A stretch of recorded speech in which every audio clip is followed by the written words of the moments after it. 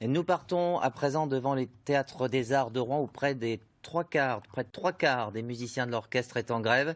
C'est suffisamment rare dans cette maison. Nous en parlerons avec l'un d'entre eux dans un instant, alors qu'ils donnent en ce moment même un concert sur le parvis, un mouvement auquel leurs collègues de Caen se sont pleinement associés et pour cause, Stéphanie Pottet et Jean-Michel Guillot. Clément Bonnet est bassoniste dans l'orchestre régional de Normandie à Caen depuis 4 ans. Son instrument ce soir résonnera avec celui d'une partie des 40 collègues musiciens de l'Opéra de Rouen pour une grève historique dans cette structure. On dénonce le projet de fusion des deux orchestres en Normandie. Parce que pour nous, un tel projet de fusion, c'est une perte de concert pour le contribuable normand. Il faut savoir que les deux orchestres font plus de 600 concerts en Normandie. Si on n'en fait plus qu'un seul, le chiffre de concerts sera fortement diminué en Normandie. Depuis décembre dernier, le projet de fusion avancé par la région d'un seul orchestre symphonique est au cœur du combat de ces musiciens ex-bas normands soutenus par des politiques locaux. Et puis qu'on ne parle pas de fusion, qu'on parle d'absorption. Voilà. C'est le gros qui étouffe le petit. Car l'Orchestre de Caen est une association indépendante qui, avec ses 18 musiciens, répond à des missions de médiation sur le territoire. Son inquiétude, c'est qu'avec ce projet, en faisant passer l'Opéra de Rouen dans la cour des grands opéras français, l'orchestre régional voit sa voilure se réduire. Devant l'affront d'une concertation via un cabinet extérieur a été lancé. Les groupes de travail se sont réunis.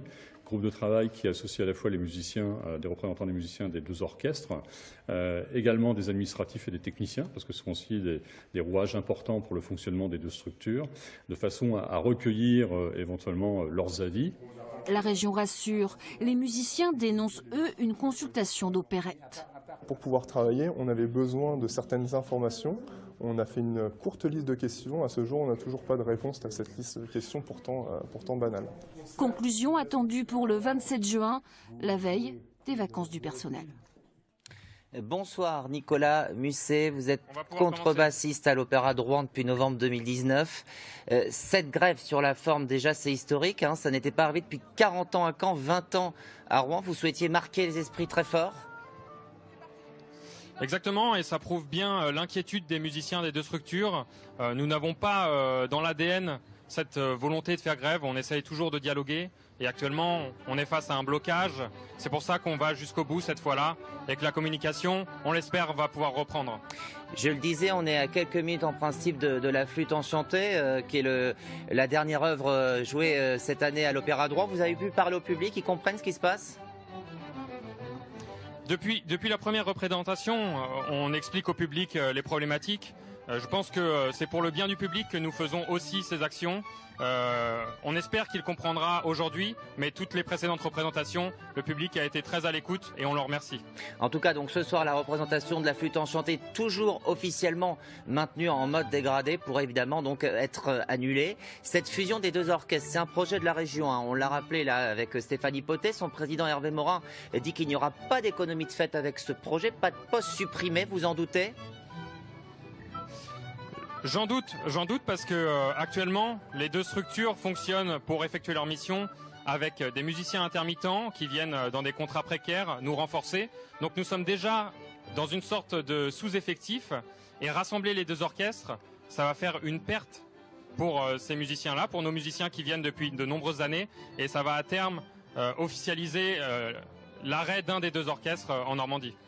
Il y a une réunion dans une dizaine de jours au Conseil régional, à la veille des vacances du personnel. Rappelez Stéphanie, vous espérez faire reculer Hervé Morin ? On espère pouvoir réengager le dialogue avec le président de la région, M. Morin. C'est notre volonté première de pouvoir dialoguer avec lui et trouver les termes d'une entente commune à propos d'une base commune. Actuellement, c'est ce qui nous frustre et ce qui nous inquiète, c'est qu'on n'a jamais pu avoir voix au chapitre et que ça a été une parodie de discussions et de groupes de travail. Rapidement, vous prévoyez d'autres actions dans les jours qui viennent ? C'est bientôt la fin de la saison. Alors, il va falloir qu'on en discute.